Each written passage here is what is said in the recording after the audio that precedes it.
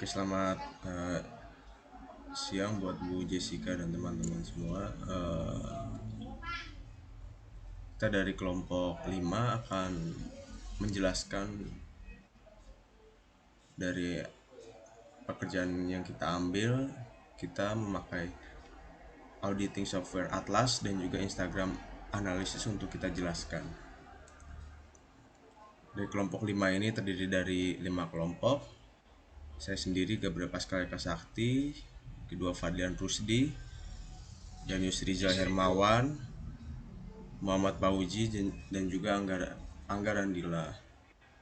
Mohon maaf sebelumnya Bu, jika hanya kita berdua aja, saya dan Yusri Rizal yang dapat hadir untuk presentasi pada hari ini.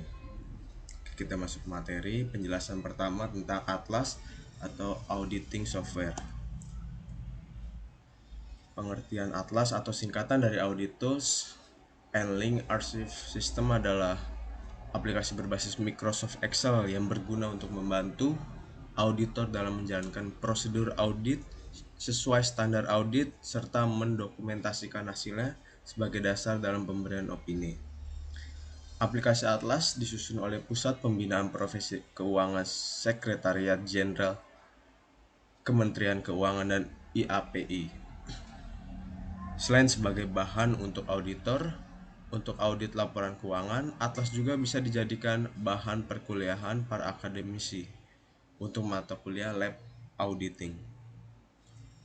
Atlas diperuntukkan bagi kantor-kantor akuntan publik di Indonesia sebagai acuan dalam memberi jasa audit.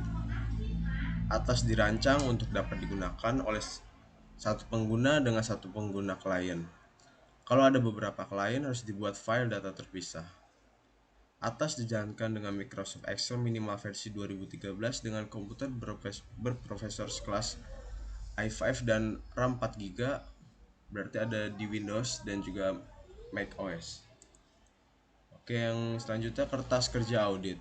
Kertas kerja audit menjadi dasar bagi auditor untuk menarik kesimpulan dalam kegiatan pengauditan, sekaligus bukti bahwa audit telah direncanakan dan dilaksanakan sesuai dengan standar audit terkini dan peraturan perundang-undangan yang berlaku. Kertas kerja audit harus disimpan oleh KAP di tempat dan dalam bentuk apapun yang memadai selama 5 tahun. Pengumpulan kertas kerja audit final dilakukan tidak lebih dari 60 hari setelah tanggal laporan audit. Untuk sejarahnya, tahap pertama pengembangan Atlas telah dimulai sejak tahun 2017 untuk tahap perencanaan audit. Pada tahun 2018 ini kami telah menyelesaikan sampai dengan tahap pelaporan sehingga seluruh tahapan audit telah terintegrasi. Oke, ini untuk tampilan dari software Atlas, tampilan awal ya. Dan ini untuk tampilan berandanya, di mana terdapat beberapa menu dan juga halaman. Di atas terdapat halaman audit cycle dan juga halaman konten, serta di bawah kita sebagai klien atau tim dibutuhkan untuk mengisi semua data yang telah muncul di halaman beranda ini, mulai dari nama kantor akuntan publik, nama akuntan publik, nama klien, alamat klien, nomor telepon, dan lain-lain. Dan di situ terdapat bintang 3, bintang 2, dan juga bintang 1, di mana pengertian dari bintang 3 itu kita harus mengetik dengan manual, menulis dengan manual untuk mengisi data tersebut. Dan untuk bintang 2 itu terdapat pilihan yang sudah diadakan oleh software tersebut. Dan juga untuk bintang 1 itu hasil otomatis yang akan keluar setelah kita mengisi semua data tersebut. Oke, ini kita masuk ke halaman audit cycle, di mana kita harus melewati beberapa tahapan, mulai dari analisis penerimaan, kelanjutan dan sepenuhnya, alokasi jam dan lain-lain, surat perikatan, dan terakhir itu kita akan mendapatkan hasil di risk assessment. Dan lanjut ke A1 itu ada pra perikatan dan juga terdapat beberapa tahapan lagi, dan juga terakhirnya ada di risk respond. Dan ini beberapa tahapan lainnya untuk kita mencapai ke tahap laporan auditor independen, yang dimana laporan finish tersebut untuk dapat diterima data auditingnya. Dan ini untuk halaman konten di mana terdapat banyak menu yang sudah tercantum di sini, dan saya ambil contoh salah satunya itu ada di menu A120. Di A120 ini langsung kita buka, terdapat data yang sudah langsung muncul untuk data alokasi jam jasa dan perencanaan lainnya. Ini untuk tampilan datanya dari A120. Jadi segitu aja untuk penjelasan tentang Atlas Auditing Software. Kita lanjut ke penjelasan kedua, Instagram Analysis.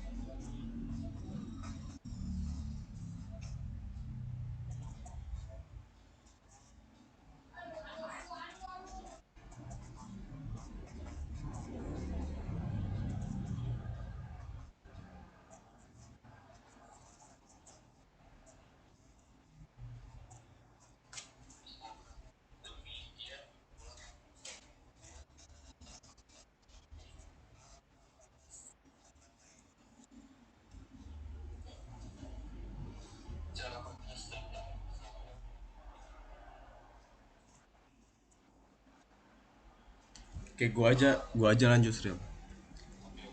Oke, ini selanjutnya cara mengakses data di Instagram Analysis. Itu yang keempat, itu lanjut ke bagian Discovery. Di bagian ini kamu bisa melihat data jumlah jangkauan konten Instagrammu. Berikut contoh screenshot dari mengakses datanya.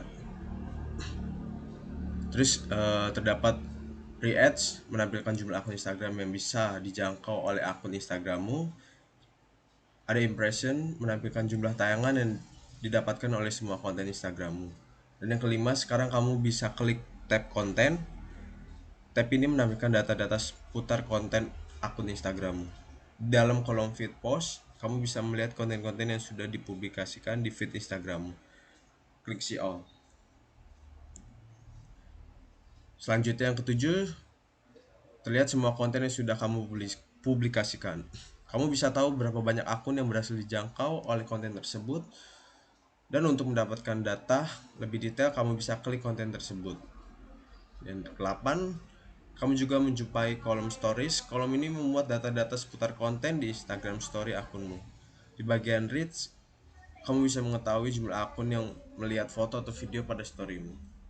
Bagian impression, di sini kamu bisa melihat jumlah tayangan yang dapat oleh konten storymu. Selain itu, kamu juga menjumpai data lain seperti exit, jumlah orang yang meninggalkan storymu, replays, jumlah balasan yang didapat, dan people inside, orang-orang yang melihat storymu.